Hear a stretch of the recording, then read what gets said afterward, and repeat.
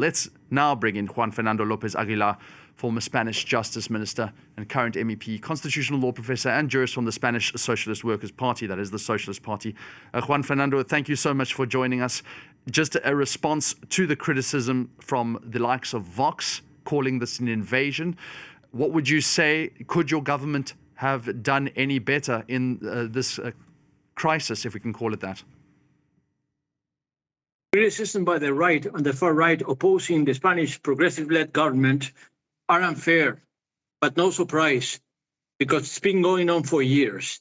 And the thing is that, yes, we know that migration and asylum policy happen to be the most divisive issue in the European agenda. It's divisive geographically because it's not the same in the Baltics that it is in the Canaries, what I'm talking of, or in Ceuta and Melilla, which are the only terrestrial external border of the European Union with the African continent, terrestrial external border of the Kingdom of Spain with the Kingdom of Morocco. Then it is also divisive ideologically and politically. And the thing is that by now, European is leaning on right and far right. And by doing so, of course, they are trying to challenge the policy of Pedro Sanchez.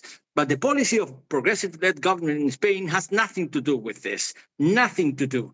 The thing is that, yes, we are seeing a hybrid attack on the external border of the European Union. And the response should be solidarity, which is one of the pillars of the Migration and Asylum Pact that we actually put in place, negotiating and legislating for 2 mandates in a row, but we finally made it. We put in place a common migration and asylum system based on 2 principles: shared responsibility and obligatory solidarity.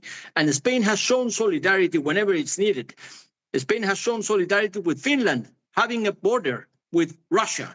Spain has shown solidarity with Poland, having a border with Belarus and with Russia in Kaliningrad. And Spain expects solidarity too when it comes to a hybrid attack on the external border, as it has been the case on Ceuta these last couple of days. But I must add that the situation is underway because, yes, you know that 90% of those who came are already back to Morocco peacefully and with the fundamental rights and human rights respected. The only thing that is to be regretted heavily is that, yes, it had a death toll of more than 70 by now.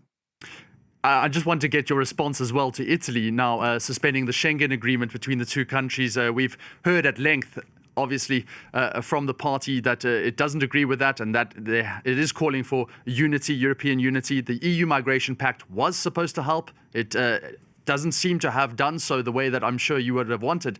What is your response to the Italians? The response is that the Italians are being unfair because we have shown solidarity with Italy whenever it's needed.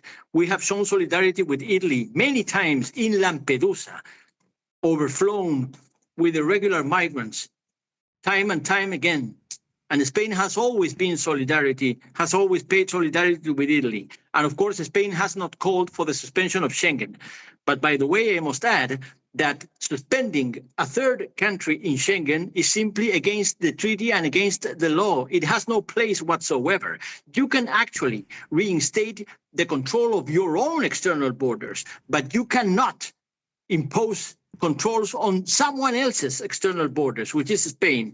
When it comes to someone else's external borders, the response should be united Europe, not divided Europe, not attacking each other or criticizing each other, showing unity against hybrid attacks and against attacks on a common external border. Because let's face it, Ceuta has an external border which is, I insist, the bilateral external border of Spain and Morocco, but it's also the external border of all the European Union and the African continent in all. And the response should be consistent with the Migration and Asylum Pact, which takes shared responsibility and obligatory solidarity. As far as I'm aware, though, that does not include the Schengen agreement in Ceuta specifically.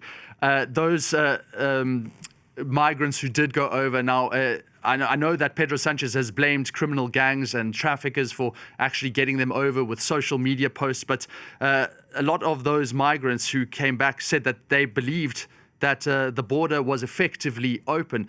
How do you manage that? You have made a point.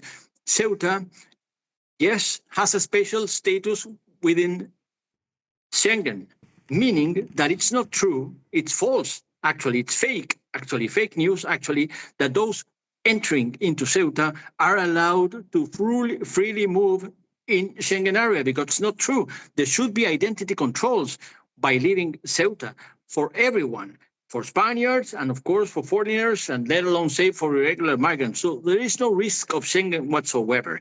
But having said this, yes, there are a number of causes that need analysis, and that is why Prime Minister Pedro Sanchez has sent a letter calling for an extraordinary meeting of Interior Minister next Tuesday, precisely to ponder on the situation, to assess the situation and the kind of response which is needed, to reinforce Frontex, to reinforce European Asylum Agency, but also to reinforce unity when responding to a hybrid attack. Among the causes explaining the situation, yes, there is an exploitation of social media, inciting thousands to give it a try, to swim over the harbor between the Moroccan side of the border and the Spanish side of the border with the deceitful method that they can actually make it away with it, do away with it. No, it's not happening. They are being on their way back, mostly. So the thing is that among the causes of this exploitation by social media of these deceitful measures, there is a ruling of the Supreme Court just recently that says that swimming by sea, you're not applicable the so-called hot return procedure, which is applicable when you jump over the fence. That is why they are reinstating by now these maritime checkpoints in order to make a physical obstacle for those who are willing to risk their lives swimming between the Moroccan side of the border and the Spanish side of the border. They shouldn't that, because it's a perilous game. And actually, we can only regret that 70 have perished in the attempt. But having said this, I must add that the Spanish police forces, the Spanish civil guard, and particularly the army, which is reinforcing the security, are also assisting human rights and fundamental rights. They are also saving lives, as they are, for instance, here in the Canaries. They are saving lives round the clock because lives matter. So the thing is that the message should be that there is no room for this kind of a game of inciting people by deceit or by lies or by fake news, that they can actually make it and do away with it, because they are not. They are actually on their way back to Morocco. But the thing is that we should actually do our best joining forces at the European scale so that this won't happen again. It's not the first time it happens, but we should do our best not to let it happen again.